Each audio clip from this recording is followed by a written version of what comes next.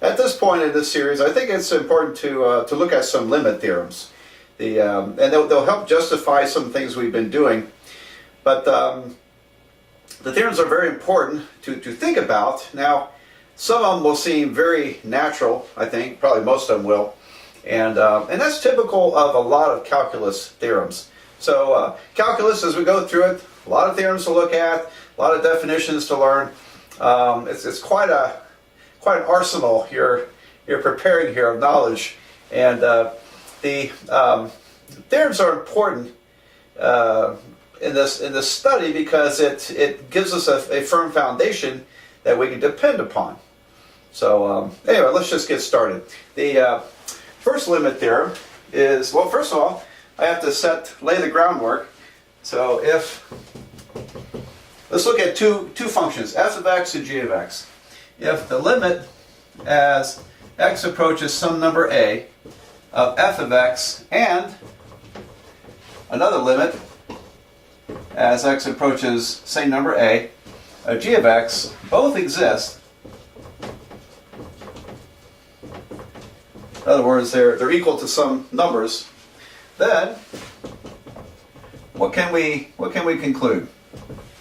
All right, well, the first one is that the limit as x approaches a of f of x plus g of x is equal to the limit as x approaches a of f of x plus the limit as x approaches a of g of x. All right, so there's a mouthful. Okay. You could describe in words the limit of a sum of functions is equal to the sum of the limits of those functions. And so it almost looks like you can distribute the limit operator inside and come out with like this. And indeed, I guess you kind of can.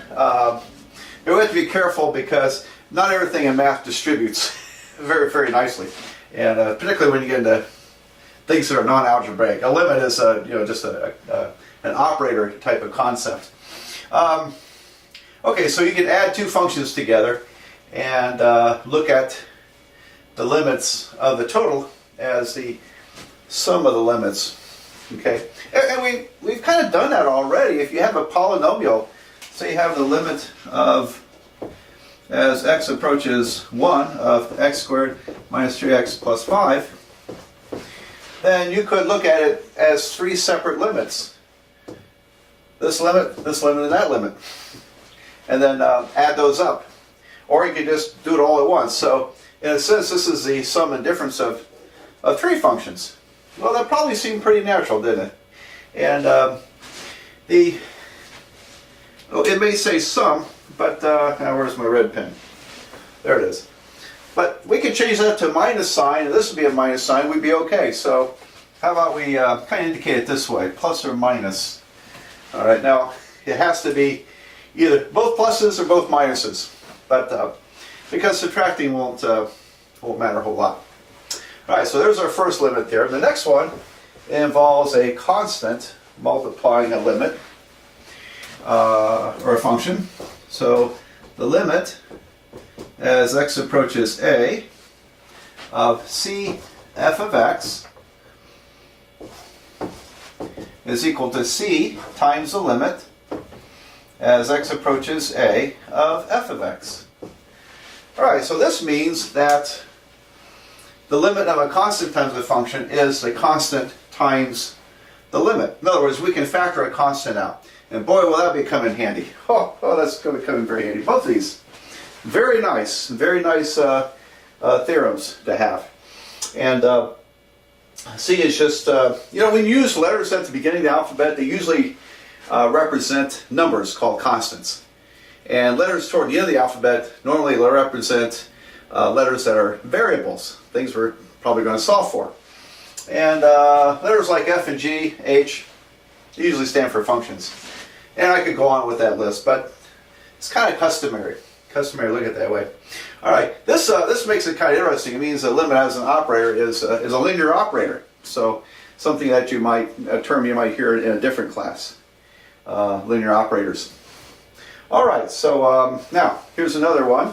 And by the way, this is, for example, if I had the limit of, as x approaches 7 of 4x squared, I could break that up as 4 times the limit of x squared. In other words, the constants can move in and outside of the limit. Not variables. I can't factor x squared out. Only the constant. That's all it allows for. Okay, so there's that part. Now the next one is interesting. Kind of looking at my notes here, make sure I'm not forgetting something. What about when you multiply functions together? All right. Well, this one we have to probably be a little more careful about. The limit as x approaches a of f of x times g of x is equal to the product of the limits. Limit as x approaches a of f of x times the limit of g of x as x approaches a. Okay, now where it would be easy to get messed up on this is ignoring this proviso. Both these limits have to exist separately. Okay, so in order for this to work, both these have to exist. That means there are finite numbers. For example, if this limit is 5 and this limit is 8, 5 times 8 is 40. That means the limit of the product of the functions is going to be 5 times 8 equals 40. But if this is equal to infinity, or goes to infinity, if this goes to infinity, this goes to 0, what is it? Well, that one didn't exist. So whatever I get here, I can't split it up and say it's 0 times infinity. Anyway, so you got to be careful. They have to both exist. All right, so that's a nice function. I'm sorry, that's a nice theorem. Let me see, what else I got here? It works for division also. Let me, well, I'm going to have to erase and make room. So we list another one or two of these. What about a division of functions? The limit as x goes to a, f of x over g of x. It can be split up as a division of limits. X approaches a of f of x over the limit x approaches a of g of x, but only provided, or only if provided the limit of g of x, x approaches a, is not equal to 0. So don't do that with division by 0, okay? All right, so because this would be division by 0, anyway, you can't split them up unless this one is non-zero. All right, so that's the quotient theorem. And let's see, I think one or two more. I think I can squeeze them in on this video. Let's see. The limits of a power of a function. All right, so let me see. I'm looking at my notes here. The limit of f of x raised to a power n as x approaches a is equal to, bracket, the limit as x approaches a of f of x, all raised to the nth power. Now, the notes I have, I'm looking at a calculus textbook, so I didn't have to, reinvent the wheel here. And they're saying n has to be a positive integer. All right, so this limit has to exist, and where n is a positive integer. I'm trying to remember that I'm printing everything, not writing in cursive, where n is a positive integer. Positive integer. Okay, probably if I dug around, it's probably because he's only going to prove it for a positive integer right now.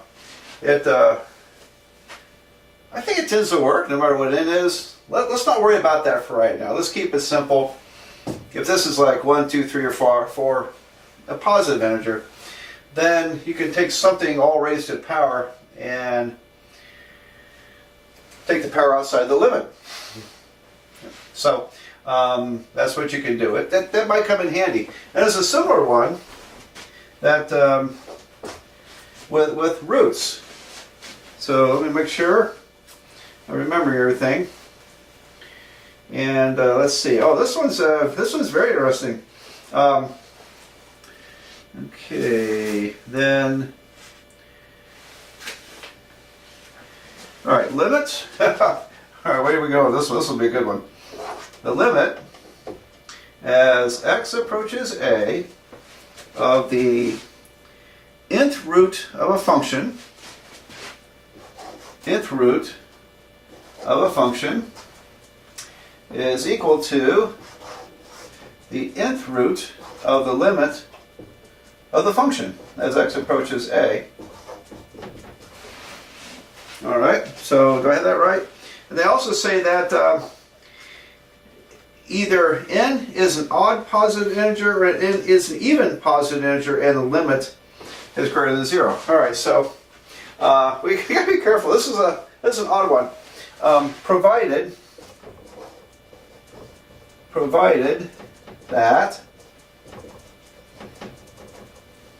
either n is an odd integer, n is an odd positive integer,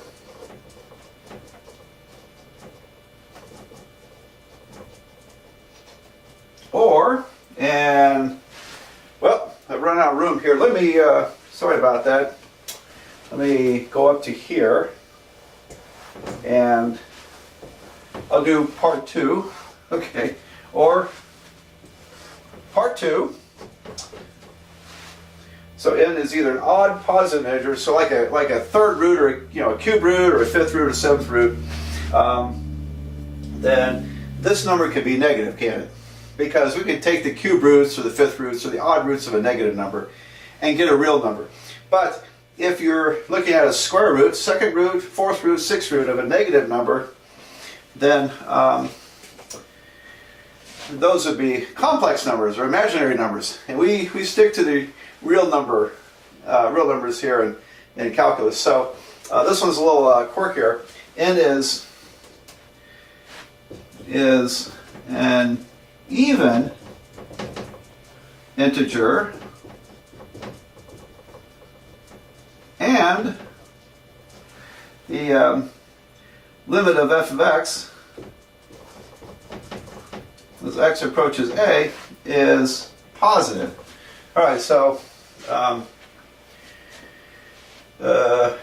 is even integer and that's positive.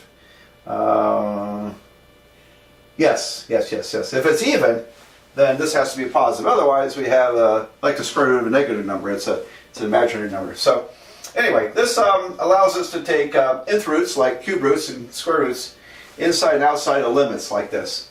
So, all right. So it's kind of nice to map these out, and as we need to refer to the less intuitive ones, I'll remind you of those.